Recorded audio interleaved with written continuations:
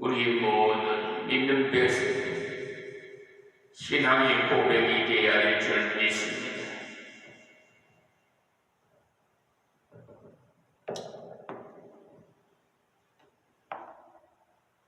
할렐루야. 오늘도 새날을 밝아오는 이 새벽 기도 시간, 하나님의 말씀은 마태복음 강해설교 21장 32절 말씀부터 드리겠습니다. 요한이 의의 도로 너희에게 왔거늘 너희는 저를 믿지 아니하였으되 세리와 창기는 믿었으며 너희는 이것을 종시 뉘우쳐 믿지 아니하였도다.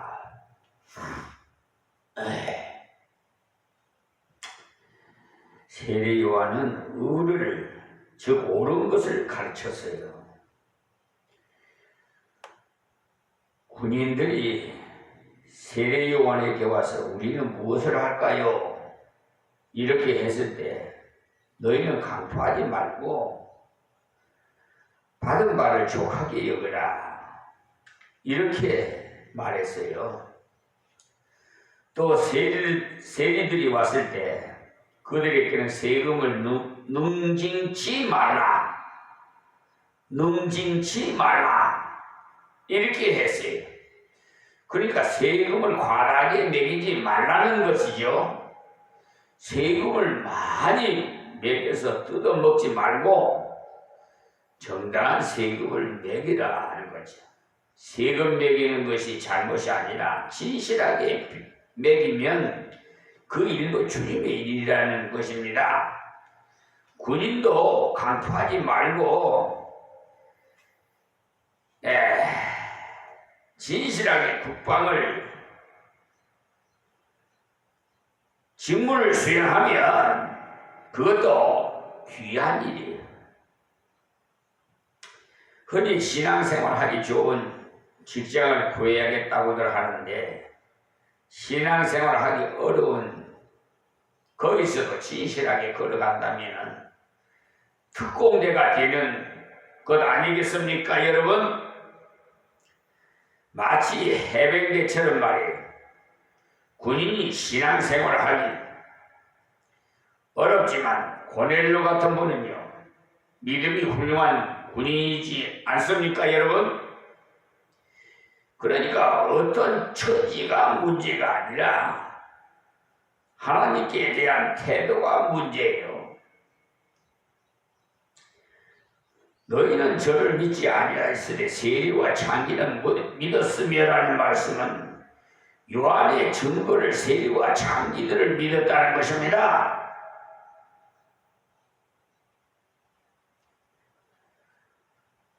그러니까 너희는 이것을 보고도 종시 뉘우쳐 믿지 아니하였도다.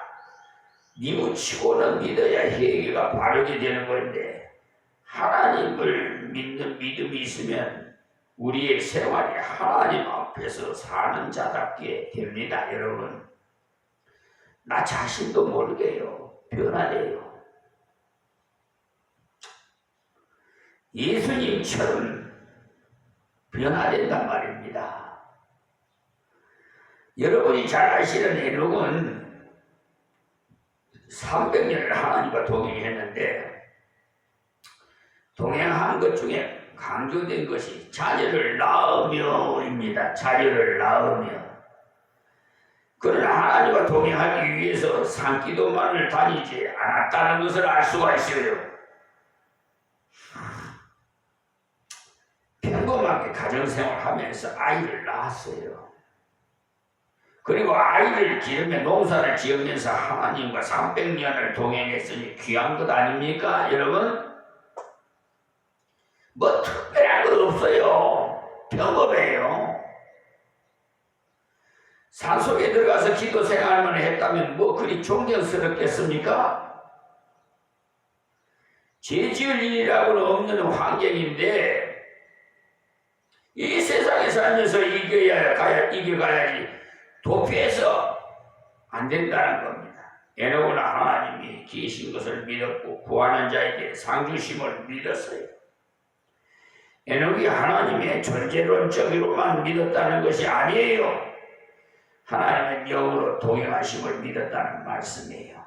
하나님께서 영이시기 때문에 시장에 있든지 가정에 있든지 학교에 가든지 항상 자기와 함께 하심을 믿었다는 것입니다. 골방에 혼자 있을 때도 하나님께서 함께 하심을 믿었고, 시장에 사람이 와글와글 거리고 해도 하나님께서 같이 하심을 믿었다는 겁니다. 하나님이 영으로 함께 하신다는 것을 믿는 사람은 외식이 사라집니다. 어디든지 함께 하시는 이 하나님을 우리 인간의 힘으로 어찌 감당하겠습니까, 여러분?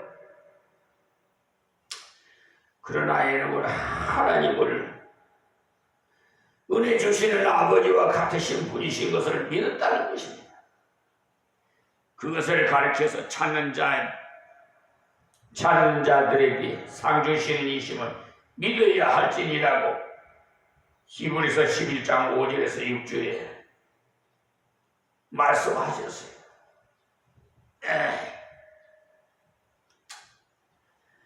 그러니 하나님을 기도하는 것보다 더 나은 것을 주실 분으로 믿었다는 것. 내가 하나를 구하는데 2개까지 3개까지 주신다는 것.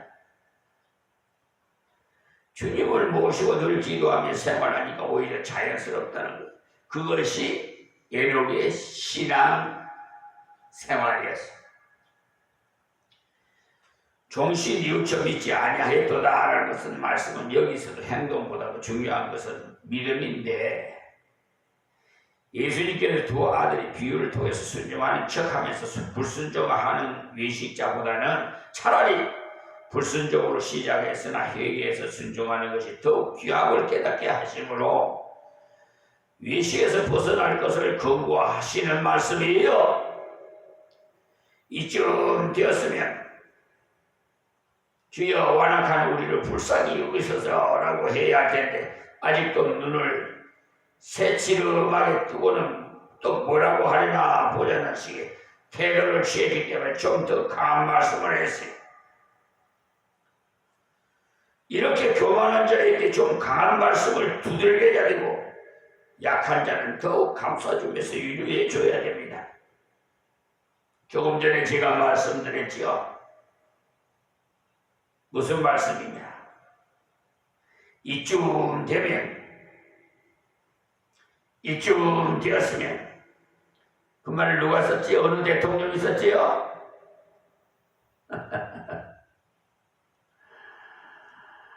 검사들과 대화할 때 쓰셨죠? 노무현 대통령. 이야, 정말 그분이요,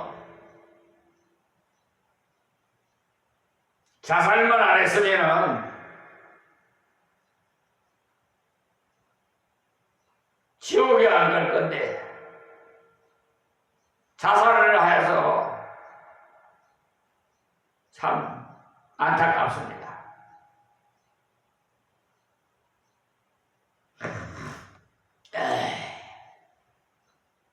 그분은 청렴개백해요. 그런데 그 주의를 잘 관리하지 못했기 때문에 그분은 말과 행동이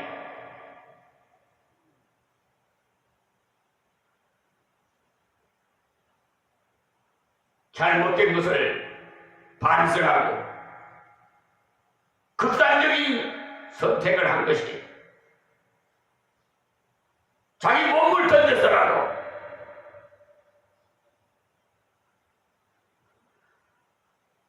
하시는 행위는 참 존경스럽습니다만 영적으로는 안타깝게도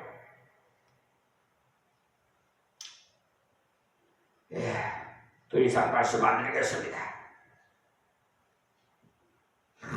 33절 말씀, 다시 한 비유를 들으라. 한 집주인이 포도원을 만들고 산으로 두드르고 거기 좀 짜는 구유를 파고 망대를 짓고 농부들에게 세로 주고 타국에 갔더니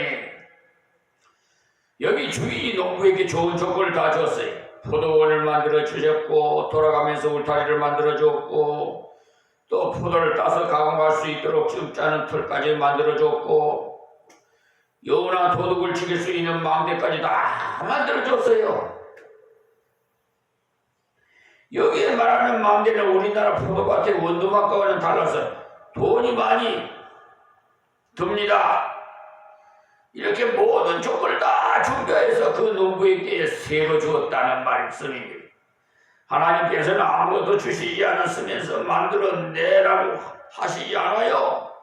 그래서 헌금에 대해서도 없는 것을 달라 하지 않는다고 하셨어요. 고린도후서 8장 12절 말씀 꼭 찾아서 보세요. 받은 바의 11조를 드리고 받은 바의 감사의 물을 드려야 하는 것. 만약에 받은 바의 은혜가 없다면 드리지 말면 되는 것입니다. 빚내가지고 하나님 앞에 헌금하라는 거 아니에요. 다 만들어서 세로 주고라고 하셨으니까 세를 주인에게 드리는 것은 당연하다는 거예요. 모든 것이 주인의 것이므로 거기 소출의 일부를 드리는 것은 당연하다는 거예요. 하나님께서 우리에게 모든 것을 주셨으므로 하나님께 감사하는 것은 너무나도 당연한 것이에요. 자, 34절에 실과 때가 가까우면 그 실과를 받으려고 자기 종들을 농부들에게 보내니, 이 말씀은 구약의 선지자들을 계속 보낸 것을 비유하는 이야기로서 구약의 선지자들이 와서 하나님 뜻대로 살아라, 하나님 말씀대로 순종하라고 계속 증거해 주었다는 말씀이에요. 다음 35절, 농부들이 종들을 잡아 하나는 심히 때리고 하나는 죽이고 하나는 돌로 쳤거늘. 여기에서 어떤 선지자는 평생 핍박 가운데서도 증거하기도 하고 어떤 선지자는 죽임을 당하고 돌로 맞기도 하는 분들이 있었다는 겁니다. 하나님의 은혜 있고도 반역하는 것이 얼마나 가락한가를 불의한 농부의 비유를 통해서 깨우쳐 주신 겁니다. 대제사장과 장로들은 행해서 너희들이 하나님의 말씀을 받고도 순종 안 한 것은 악한 농부처럼 가락하다는 것입니다. 여기 대목에서 우리 하나님의 백성들이 과연 올바른 신앙생활을 하는가? 자신을 한번 성경의 거울을 삼아서 비춰보시기 바랍니다. 왜냐하면 갖가지 말씀과 생활의 은혜를 받고도 안 받은 것처럼 생각했다는 그래서 순종을 외면한 거죠. 자, 36절에 다시 다른 종들을 저보다 많이 보내니 저희에게도 그렇게 하였느니라. 그리고 우리 생각에는 구약의 선지자 중에 앞서 일했던 선지자가 더 훌륭하지 않았겠나 싶은데 그렇지 않아요. 엘리야보다 엘리사 시대가 더 악했기 때문에 엘리사에게 권능이 더 필요함으로써 권능을 더 크게 주셨어요.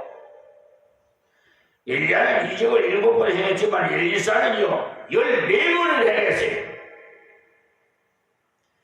엘리사가 권능이 많아서 그런 것이 아니에요. 세상이 그만큼 더 악해졌기 때문에 증거를 보이신 거예요. 지금 얼마나 세상이 사악한지 몰라요. 이기주의론, 마귀라는 뜻은 이간자라는 거예요. 마귀의 종이 돼가지고 내 편 찾고 이런 정치하지 마세요.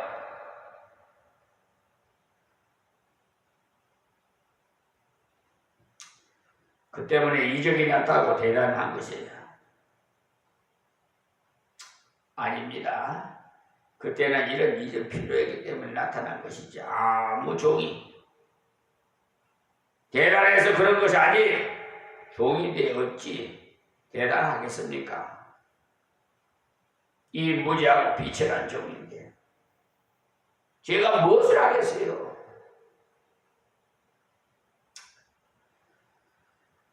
어떤 분들은 종님이라고 하는데 종님께 무슨 님자를 붙입니까 여러분? 좋은 종이기 때문에 대단한 사람인 줄 알면 오해입니다. 세상이 악하기 때문에 하나님께서 그의 종들을 통해서 큰 증거를 보여주신 거예요. 그 때문에 권능이 많이 나타난다고 권능을 나타낸 그들의 믿음이 좋아서 나타난 것 아닙니다. 오해하지 마세요. 예수님께서 말씀하신 악하고 음란한 세계가 표적을 구한다고 했어요. 표적을 보지 않으면 못 믿겠다는 것은 그야말로 완악하다는 것 아니에요. 말씀을 인해서 아멘 해야 할 텐데 무엇을 보여주면 믿겠다는 그런 자는 자기 눈을 믿겠다는 것이지 하나님 말씀을 믿는 것이 아니라는 것이죠. 그래서 지금 눈으로 믿는 자들이 너무 많아. 대일교회를 찾고 교회 수가 많은 곳을 찾고 오히려 오지에서 한쪽을 놓고 하나님의 사명을 감당하는 그 목사님을 찾아가야 되는데 참으로 왜 대교회를 찾고 왜 교회 수가 많은 곳으로 가는 줄 아십니까? 장사를 내고 자기에게 유익을 구하기 위해서 교회 수가 많아야 자기가 무슨 상가를 만들든 상점을 차리든지 식당을 차리든지 뭐 이발소를 차리든지 미장을 차리든지 슈퍼를 차리든지 뭐 사업장을 차리든지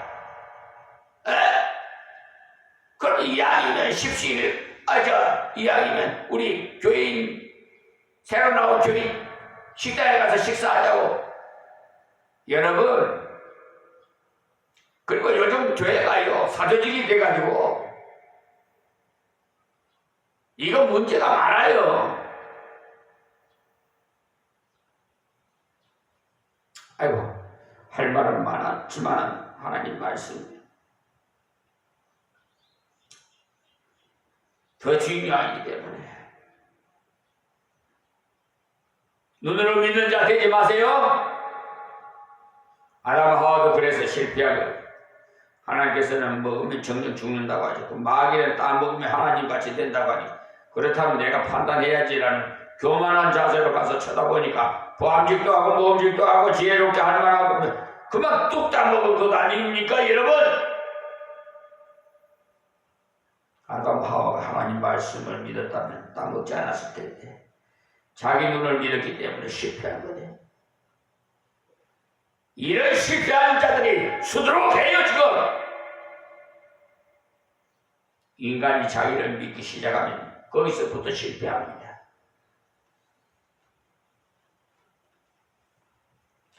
37절 말씀입니다.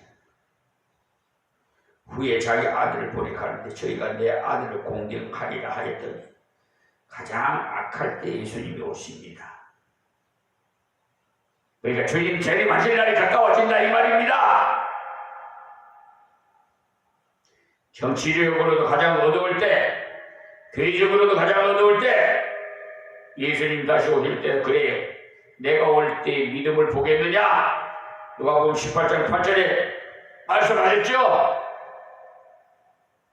주님이 다시 오실 때도 믿는다는 사람들은 많이 있겠지만 참 믿음을 보기 어렵다는 것. 참 믿음이 성경대로 믿는 믿음인 것입니다. 38절에 농부들이 그 아들을 보고 서로 말하되 이는 상속자니 자죽이고 그의 유업을 차지하자 하고, 그러니까 예수님을 죽일 때도 계획적으로 모의해서 죽인다는 우발적인 실수가 아니라는 것. 39절 이에 죽이고 또 포도원 밖에 내어 쫓아 죽였느니라. 예수님을 예루살렘 밖에서 죽였는데 그 사실들을 미리 말씀하신 게 40절에 그러면 포도원 주인이 올 때 이 농부들이 어떻게 하겠느냐? 주인이 그런 악한 농부를 그냥 두겠느냐는 겁니다. 주인이 능력이 없었다면 모르지만 능력 있는 주인이라면 응징을 반드시 한다는 것이 응징을 받을 사법부 대법관 구명 불의한 대법관 그 외에 법관들 200~300명이 벌써 예수님에게 지켰어요.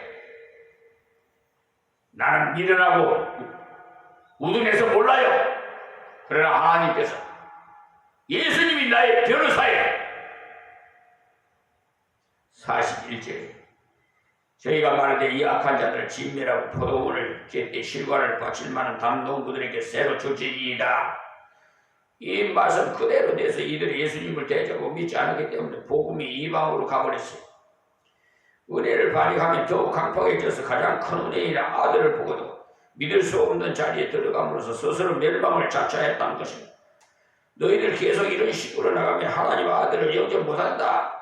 그런 사실을 계속 가르쳐 주신 거예요. 그러니 우리야말로 가장 큰 은혜에 살고 있습니다. 왜냐하면 우리는 처음부터 아들의 소식을 들었고 믿었기 때문에. 42절에 예수께서 가르치되 너희가 성경이 건축자들이 버린 돌이 모퉁이 머릿돌이 되었나니 이것을 주로 말미암아 된 것이요 우리 눈에 기하도록 하도다 함을 읽어본 일이 없느냐. 그러니까 주님은 또다시 구약 시편 118편 22절에서 23절의 말씀을 인용해서 가르쳐 주셨어요. 여기서 말씀한 건축자라는 종교인들, 소위 종교 지도자들을 말씀한 거예요. 그들은 스스로 종교 전문가라고 생각했으니까 건축을 하는데 비유하면 건축 전문가라고 자처하는 자라는 겁니다. 여기서 버린 돌은 예수님이십니다. 바리새인들과 서기관 대제사장들 이들은 하나님 말씀을 순종한답시고 하나님 보내신 교회의 기초이신 예수님을 버렸다 이 말이에요. 그러나 올바르게 의지하는 자는 건물의 머릿돌처럼 그들의 중심에 모시니까 주님이 교회가 기초가 되신 거예요. 유대 지방은요 암석지대라서 돌을 잘라 집을 짓는데 기준이 되는 모퉁이에다가 머릿돌을 놓고 그 머릿돌을 기준을 삼아서 다른 돌을 연결시켜 나가기 때문에 머릿돌을 빼면은 집이 무너집니다. 건축자들이 버린 돌이 모퉁이 머릿돌이 되었나니라고 자기는 안다는 종교 지도자들이 예수 그리스도를 영접하지 않았지만 하나님은 실패하지 않으셨어요. 이것은 주로 말미암아 된 것이니 우리 눈에 기이하도다. 참으로 이상하다. 전문 종교인은 예수님을 영접하지 못하고 우리같이 부족한 자는 영접하다니 하면서 많은 사람이 이상하게 생각할 것이라는 거예요. 그러나 그것은 모두가 하나님의 섭리라는 오했습니다. 교만한 자는 물리치시고 겸손히 의지하는 자에게는 은혜를 주시기로 하나님 작정하신 것입니다.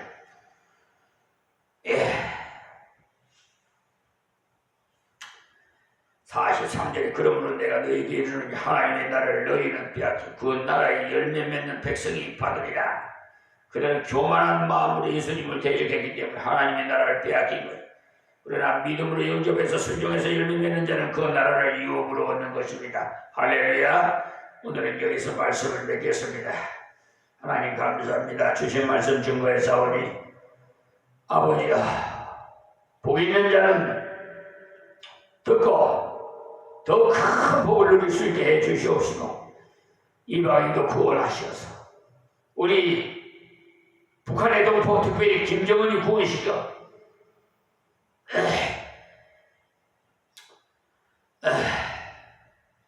우리 남북이 하나님의 은혜 가운데 평화 통일이 하늘속히 이루어지게 하여 주셔서 세계에서 가장 복된 나라가 되게 하여 주옵소서. 예수님의 이름으로 기도합니다. 아멘.